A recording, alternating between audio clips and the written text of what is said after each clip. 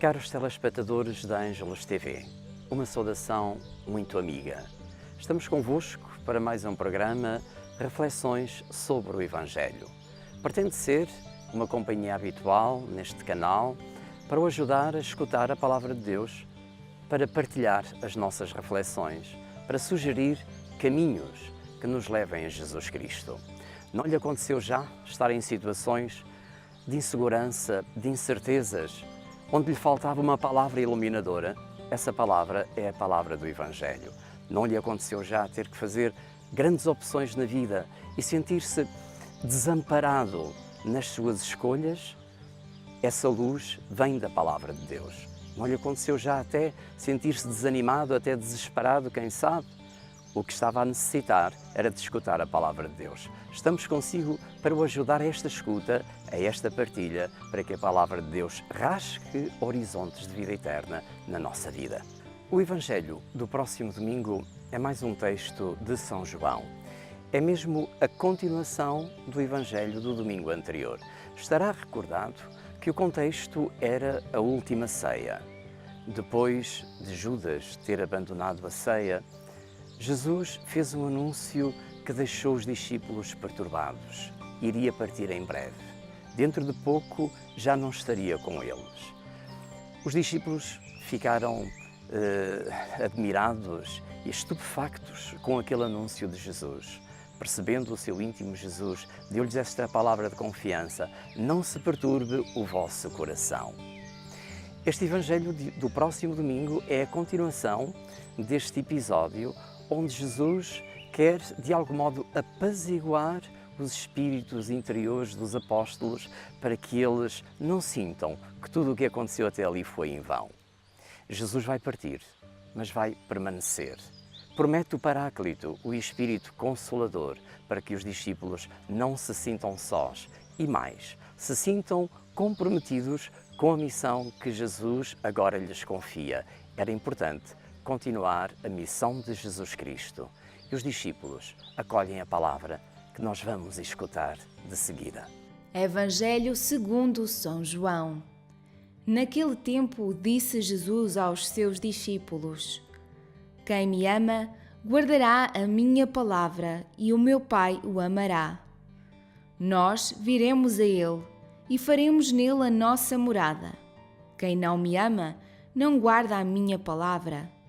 Ora, a palavra que ouvis não é minha, mas do Pai que me enviou. Disse-vos estas coisas, estando ainda convosco.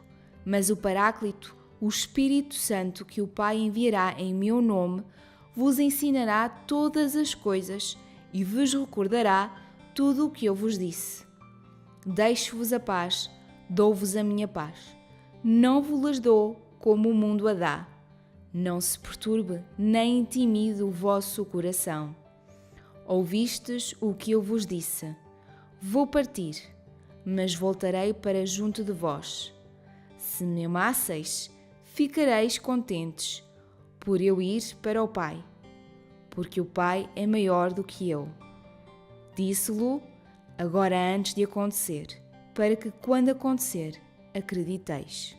A convivência de Jesus com os apóstolos não poderia resultar numa enorme decepção. A desilusão não poderia ser o estuário destes 3 anos em que os discípulos ouviram o chamamento do Senhor, o acompanharam dia e noite, escutaram as suas palavras e agora o Mestre dizia que ia partir. Em breve não estaria mais com eles. Certamente a perturbação a que Jesus responde: não se perturbe o vosso coração, não deixou Jesus indiferente. A intenção de Jesus não era deixar à deriva agora aquela comunidade de discípulos. Então anuncia-lhes algo de maior ainda: eu e o Pai viremos a vós e faremos em vós a nossa morada. Já pensámos bem na grandeza deste mistério? É o mesmo que dizer que o céu deixa a terra. O convívio de Jesus com o Pai, a comunhão íntima de amor com o Pai, deixa de nós e é em nós que faz a sua morada. No fundo, Jesus está a dizer que a sua partida para o alto significa a descida do alto até ao coração dos discípulos. Faremos em vós a nossa morada. Jesus com o Pai. E daí surge a promessa do Espírito. O Pai e o Filho fazem em nós a sua morada e enviam-nos o Espírito Paráclito, que quer dizer o Espírito Consolador.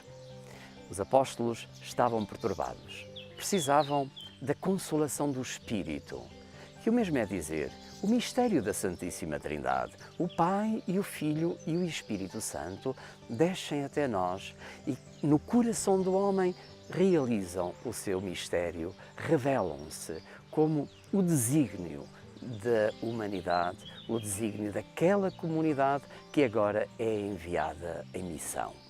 Mistério grande do amor de Deus, mas este é o mistério a que somos chamados. Em cada um de nós, Jesus quer com o Pai, no Espírito, fazer a sua morada. No fundo, o coração de cada homem é o lugar que Deus escolhe para habitar. A partida de Jesus para o Pai deveria significar, então, ainda mais frutos do que aqueles que os discípulos poderiam experimentar, até esperar. E por isso mesmo, a partida de Jesus deveria significar a consolidação desta experiência na história dos homens. Não podia terminar tudo por ali. A descida de Jesus, agora com o Pai, com o Espírito, ao seio da comunidade, era para que esta comunidade continuasse a sua missão. Jesus nunca desvalorizou as coisas da terra. Pelo contrário, a sua missão na Galileia, na Judeia, na Samaria, foi sempre ao encontro daquilo que era importante para a história dos homens. Por isso, Jesus não queria tirar do coração da história a sua comunidade de discípulos. Por isso as envia-os para o coração da humanidade. Então, a missão de Jesus implica para os discípulos um compromisso com a história. Um compromisso e um empenho de ir ao encontro das necessidades dos homens, das realidades do tempo, para que esses lugares fossem preenchidos pelo Espírito de Jesus Cristo. Ele partia, voltava para estar no coração dos homens e para que os discípulos fossem expressão do amor de Deus lá onde na sociedade é necessário que a luz de Deus ilumine. A história dos homens é a grande paixão do nosso Deus. Durante 3 anos, Jesus percorreu os caminhos da Galileia, da Samaria, da Judeia e tudo o que era humano lhe interessava. E por isso respondeu com palavras iluminadoras e com palavras de vida eterna às situações de opressão, de desigualdade, de debilidade física, de debilidade espiritual. Para todas as situações, Jesus procurou responder com os critérios do reino de Deus. Agora tratava-se de enviar a comunidade dos seus discípulos para continuar esta missão. Por isso a missão da Igreja passa muito por encarar, por enfrentar os problemas reais da sociedade. É uma comunidade com preocupações espirituais, mas isso não implica que não se comprometa com as coisas de cada momento da sociedade, com as debilidades de cada momento da história. Essa Igreja é enviada para o coração da história. E é aí que, pela ação do Espírito Santo que Jesus nos envia como Consolador e da presença da comunhão do Pai e do Filho, que são a morada de Deus em nós, a Igreja há de corresponder aos anseios da humanidade. O Papa João Paulo II bradava com voz muito forte de que o homem é o caminho da Igreja. O caminho da Igreja há de trilhar-se pelas necessidades do homem de cada tempo. E se olharmos, aliás, à nossa volta, para a sociedade onde nos encontramos, vemos como a Igreja sempre teve esta sensibilidade de responder às questões humanas. Concretamente, a questão social.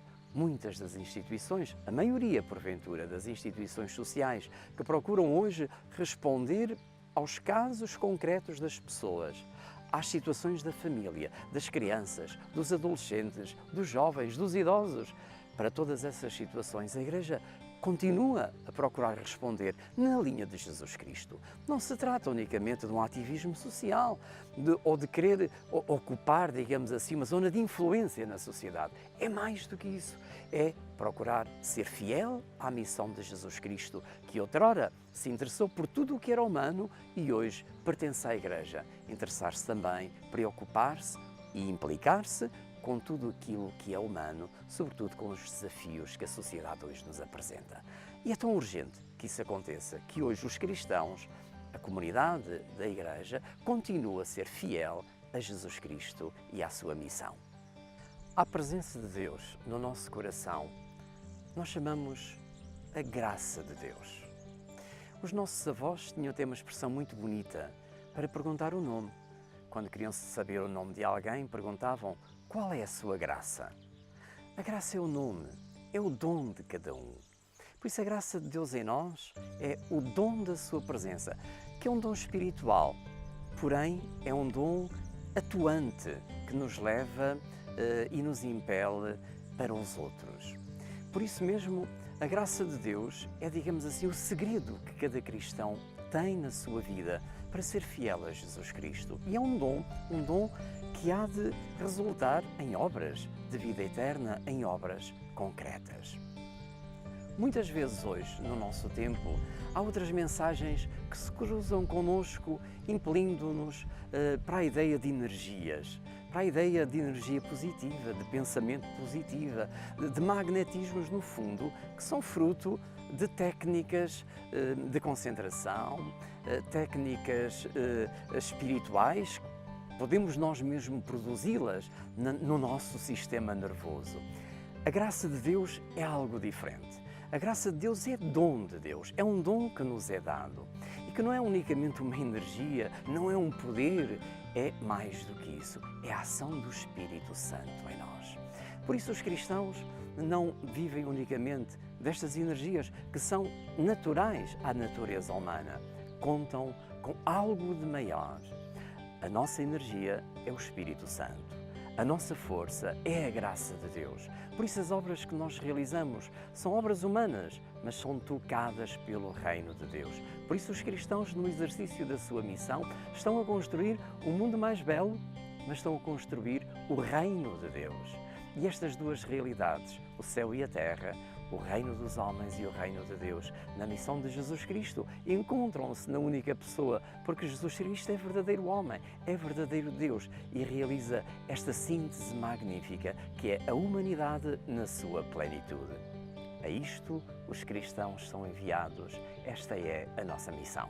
Então, nenhuma energia é mais poderosa, nenhuma força é mais potente do que a graça de Deus a atuar em nós.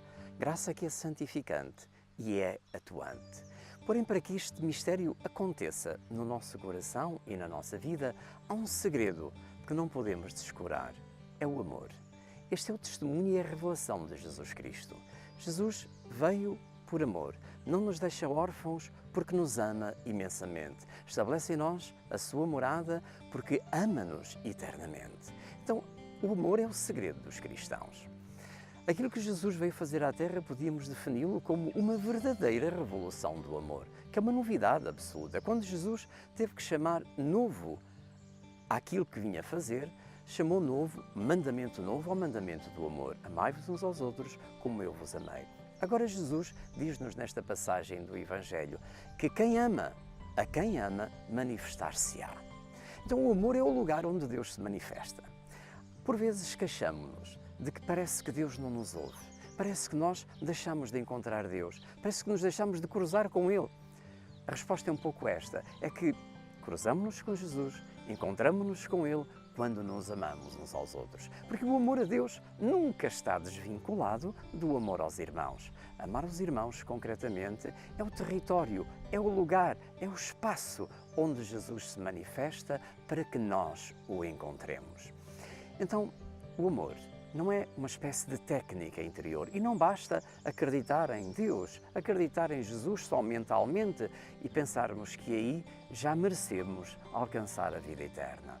O amor a Deus, a sua presença no nosso coração, impele-nos então a que a nossa vida seja inundada de atos de obras de vida eterna com que queremos caracterizar a nossa vida. A indiferença é certamente uma das chagas maiores do nosso tempo. É fruto do egoísmo que a sociedade de hoje vai cavando no nosso coração. Tudo aponta para o individualismo, para uma sociedade de indivíduos mais do que pessoas. Porque ser pessoa significa ser em relação. Ser indivíduo significa refugiar-me na minha individualidade, na minha personalidade, no meu canto, no meu lugar. Jesus vem estabelecer pontes. Ele, com o testemunho do lava-pés, com o testemunho de toda a sua vida, vem dizer aos apóstolos que é importante romper a via do egoísmo para implantar no coração da história a via do amor. Então os cristãos somos chamados a isto. Somos chamados a transformar a sociedade a partir de dentro, a partir das suas instituições, a partir do coração de todos os homens. Os cristãos são chamados a semear o amor de Deus como o caminho da salvação. Em conclusão, diríamos então que esta proposta não é um espiritualismo vago, não é um devocionismo inerte, pelo contrário, é um compromisso. Compromisso com Deus, compromisso com os homens, compromisso com a história. A mensagem deste domingo é um forte apelo a olharmos este mistério que nos congrega, que nos une e que nos envia uma vez mais para sermos testemunhas do amor de Deus. Como vamos então pôr em prática esta palavra que escutamos no Evangelho da Eucaristia do próximo domingo? De algum modo estas reflexões ajudam-nos a preparar o nosso coração para escutarmos melhor esta palavra que porventura vai abrir pistas inesperadas para cada um. Antes de mais diríamos que acreditar não pode então ser, na sequência de tudo o que dissemos, um ato meramente individual, um ato meramente pessoal. Nunca é verdade podermos dizer eu cá tenho a minha fé. Nunca é verdade que isso seja assim, porque de facto eu tenho a fé que me foi transmitida de Jesus, eu tenho a fé da Igreja, eu tenho a fé que me foi comunicada. Por isso acreditar em Jesus é comprometer-se com os irmãos na via do amor e de maneira concreta, de maneira atuante. É muito fácil, porventura, eu ter compaixão dos cristãos que são perseguidos na Síria e em tantos outros lugares neste momento. Todos os dias há mártires cristãos, há gente a dar a vida lá longe por mim. Certamente a minha dor de compaixão é importante, mas é fácil eu compadecer-me daqueles que estão longe.